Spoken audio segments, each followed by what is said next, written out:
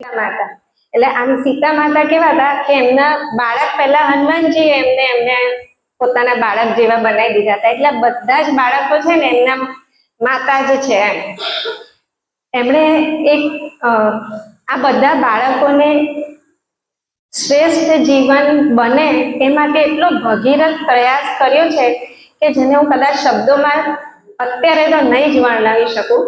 હવે આ ભગીરથ શબ્દ જે છે ને મેં કેમ વાપર્યો એ હું તમને પહેલા કહું. આમ ગંગાજીનું વહેણ હોય, હવે તમે એમાં ઊંધા ચાલો તો શું થાય? તકલીફ પડે, એના મેઇન સ્થાન સુધી પહોંચી તો શકો, પણ કેટલી તકલીફ પડે જરા વિચાર. એવું જ અત્યારે દરેક બાળક ફોરેન જવાની હોડમાં છે, પોતાનું જીવન વધારે કદાચ એમને એવું લાગે છે કે ત્યાં શ્રેષ્ઠ બનશે માત્ર અને માત્ર અર્થોપાર્જન માટે. એવા સમયમાં ગૌતમભાઈ અને જાનકીબેને આ બિરદું ઉપાડ્યું છે કે ના, આ આપણા એટલે કાલનો સમાજ એ આજનું બાળક એ કાલનો સમાજ બનાવશે. હવે પાકા ગળે તો કાંટા ચડી ના શકે, એટલે આ જ બાળકોનામાં અત્યારથી રાષ્ટ્રભક્તિ, દેશભક્તિ શું છે અને જીવન શું છે ને એની શ્રેષ્ઠતા, જીવનની ઉચ્ચતમ સ્થિતિ શું છે એ સમજાવવા માટે એમણે આ શિબિરનું આયોજન કર્યું. એટલું જ નહીં પણ પોતે એક તપોવન ચલાવે છે અને ઘણા બધા બાળકો એમની સાથે આવી રીતે આખું વર્ષ રહીને ટ્રેનિંગ લે છે. પણ એમને એવો વિચાર આવ્યો છે કે જે બાળકો આખું વર્ષ અહીં નથી રહી શકતા એમનું શું? તો એમના માટે આ 10 દિવસનું કેમ ને આમ પેલું આચમન કે ને એવું આચમન જેવી આ શિબિર હતી કે એમણે આ શિબિરનું આયોજન કર્યું. હવે સૌથી આમ એવું બિલકુલ જ નથી કે ચલો બીજું કંઈ નથી કરવું ને એટલે આપણે આ કરી લઈએ. ના, બિલકુલ નથી. એ મારા અને તમારા કરતા પણ શ્રેષ્ઠ અર્થોપાર્જન કરી શકવાને સક્ષમ છે. છતાંય એમણે એવો નિશ્ચય કર્યો છે કે ના, હું દેશભક્તિના રાષ્ટ્રભક્તિ માટે મારું જીવન સમર્પણ કરીશ. એટલે આજના સમયમાં આવા વિચારવાળા માણસો કદાચ મેં તો આ પહેલા જ જોયા છે, તમે ક્યારેક જોયા હોય તો મને ખ્યાલ નથી.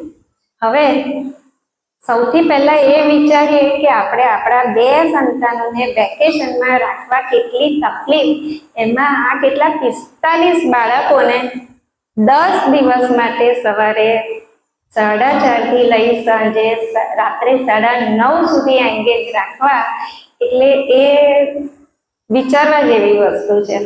અને છતાંય એમણે આ કામ કર્યું. અને જાનકીબેન બીમાર થઈ ગયા તો કે ના, મારો ખાટલો લઈને મને અહીંયા કિચનમાં લાવી દેજો તો મને વાંધો નથી, પણ આ શિબિરને આપણે કેન્સલ નથી કરી.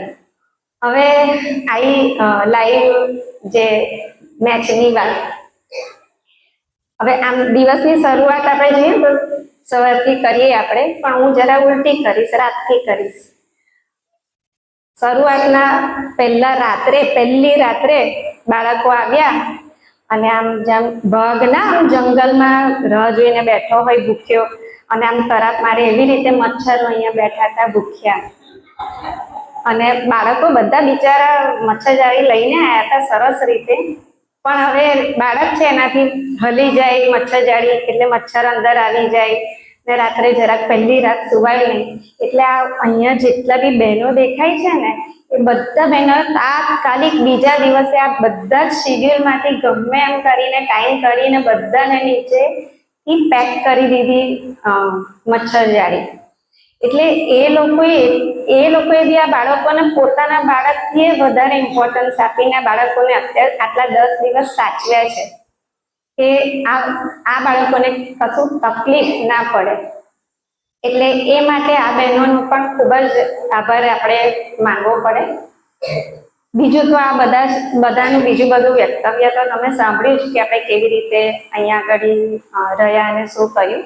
બીજું એક સારી વસ્તુ એ હતી કે એક કાર્યક્રમ 1 કલાકનો એવો સમય હતો કે જેમાં એમને પુસ્તિકા આપવામાં આવતી અને દરેકના જીવન ચરિત્ર વિશે જ હતી. હવે જનરલી એવું હોય કે કોઈનું જીવન શ્રેષ્ઠ જીવન વાંચે તો આપણને ઓટોમેટિક એના વિચારો આવે. તો આમ જોવા જઈએ તો ગૌતમભાઈ અને જાનકીબેનનું જીવન બી આવું જ એક ચરિત્ર જેવું જ છે.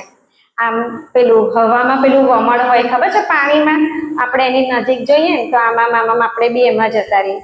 એમનું પણ એવી જ પોઝિટિવ એનર્જી છે કે આપણે જેમ એમની નજીક જઈએ ને તો આપણે વમળ એટલે સારા શ્રેષ્ઠ વિચારોના વમળમાં આવી જઈએ. ને એવા ચરિત્રનું આ દીકરાઓને વાંચન કરાવે, રાત્રે એમની જ પાસેથી એમના જ શબ્દોમાં શું વાંચ્યું એ સાંભળે અને પોતે હાજર રહે અને કેવી રીતે બોલવું, કઈ રીતે શું બોલવું એનું બધું જ સમજાવે, કઈ રીતે બોડી પોસ્ચર હોવું જોઈએ, કઈ રીતે શું હોવું જોઈએ. એટલે પર્સનાલિટી ડેવલપમેન્ટની ફી ભરીને આપણે બહાર તો બધા બહુ જ ક્લાસીસ ચાલે છે, કદાચ આવા ક્લાસીસ તમે કે મેં ક્યારેય નહીં જોયા હોય. અને અહીંયા લખ્યું છે, કદાચ તમને વંચાતું હોય તો, સા વિદ્યાયા વિમુક્તયે, વિદ્યા જે મુક્તિ અપાવે. બધાએ બધે જ સાંભળ્યું હશે એના સૂત્ર, બધાએ બધે વાપર્યું જ હશે, પણ એને સાચા અર્થમાં એનો મિનિંગ સમજીને જીવનમાં ઉતારવું એ જ બધા સૂત્રો બધી દિવાલોએ લખેલા જ હોય છે અને આપણે બધા વાંચતા જ હોઈએ છીએ અને બધા સમજતા બી હોય છે, પણ સમજીને જીવનમાં ઉતારવાનું કામ આજે ભાઈએ કર્યું છે. એના માટે એમનો ખૂબ ખૂબ આભાર. આ સાથે મારું વક્તવ્ય પૂર્ણ કરું છું.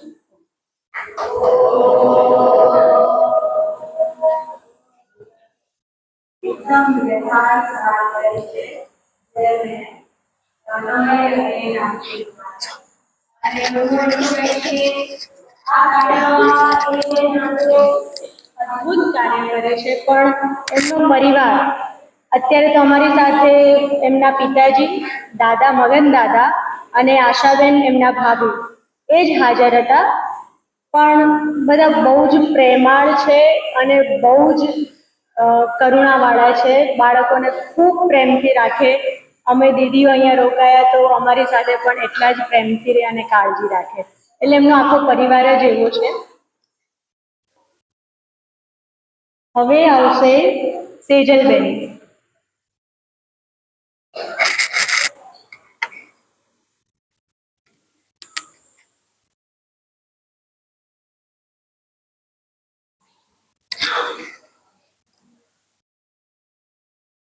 સૌથી પહેલા તો બધાને મારા જય શ્રી કૃષ્ણ. કે આપણે આટલા બધા બાળકો અને દીદીનું વક્તવ્ય સાંભળ્યું એટલે તો બધાને ખ્યાલ આવી જ ગયો કે ભાઈ અહીંયા શિબિરમાં આવ્યા તો એની દિનચર્યા કેવી હતી, બાળકોએ શું કર્યું, આ શું કર્યું. પણ હું જાજો સમય નહીં લેતા, હું થોડું કહીશ કે મને શું શ્રેષ્ઠ લાગ્યું. અહીંયા અમે લોકો આવ્યા ને એટલે પહેલું જ સત્ર અમારું હતું કે શ્રેષ્ઠ બનવાનું એમ. હવે આપણા જીવનમાં દરેક માણસોને એવું હોય કે ભાઈ મારે શ્રેષ્ઠ બનવું છે, પણ શ્રેષ્ઠ બનવા માટે તમે કયો રસ્તો અપનાવશો, કોને આઈડલ બનાવશો, કેવી રીતે બનશો. શ્રેષ્ઠ બનવા માટે જો સારા વિચારો બધાની જ પાસે હોય કે ભાઈ સારા વિચારો છે ને એટલે જ આપણે લોકોએ આપણા બાળકોને અહીંયા મોકલ્યા, આપણે અહીંયા આવ્યા. પણ આપણને એ નહોતી ખબર કે ભાઈ આપણે કઈ રીતે કરવું. તો આ વસ્તુ સમજાવનાર ગૌતમ ગુરુજી અને ખાસ બીજી વસ્તુ કે ભાઈ પાકશાસ્ત્ર છે. હવે આપણે છે ને બધા જ એવું કહેવાય કે સ્ત્રીઓ છે ને અન્નપૂર્ણા કહેવાય, તો બધા જ ઘરે રસોઈ બનાવતા હોય, હું બનાવતી હોય, તમે બનાવતા હોય, પણ અમુક વસ્તુ એવી હતી કે જે મને નહોતી ખબર. હવે જેમ કે આપણે સાંજે શું કરીએ, બધા દૂધની સાથે શાક ભાખરી ને એ બધું મીઠા વાળું ને આ બધું ખાઈએ છીએ અને બધા જ ખાય છે, હું ખાઉં છું, તમે ખાઈએ છીએ. પણ ખરેખર મને જયારે પહેલી વખત હું એવી રીતે લઈને બેઠી ને દૂધ ભાખરી હતી તો મને મેં એમ કીધું કે મને ખાલી દૂધ ને ભાખરી ગળે ના ઉતરે જાનકીબેન, મને કઈક સાથે જોઈએ તીખું એમ. ત્યારે મને એને સમજાવ્યું કે ના, દૂધની સાથે તમે આ વસ્તુ લેશો ને તો એ વિરુદ્ધ આહાર છે. કે ખરેખર આટલો જે અન્નપૂર્ણામાં હોવું જોઈએ કે ભાઈ પાક શાસ્ત્રનો અભ્યાસ એ કઈ રીતના હોવું જોઈએ, તો હું સાક્ષાત અન્નપૂર્ણા એવા જાનકીબેન પાસેથી શીખી. પછી મેં એટલું ફિક્સ કર્યું કે ના, આ વસ્તુ હું શીખી છું ને તો હવે હું લાઈફ ટાઈમ ટકાવીશ. પછી આપણે કેવું હોય કે ભાઈ આવા બધા સારા સારા શિબિરોમાં એમાં જઈએ એટલે સારી એવી સ્પિરિચ્યુઆલિટી આપણે છે એ મેળવતા હોઈએ છીએ એમ. પછી શું થાય કે આપણે નક્કી કરીએ કે ના, આવું તો મેં શીખ્યું છે તો હું આવું તો કરતી જ રહીશ. પણ આ વસ્તુ, આ પોઝિટિવ એનર્જી આપણામાં કેટલો ટાઈમ સુધી રહે? થોડોક ટાઈમ સુધી, જ્યાં સુધી મગજમાં ઘૂસ્યા કરે.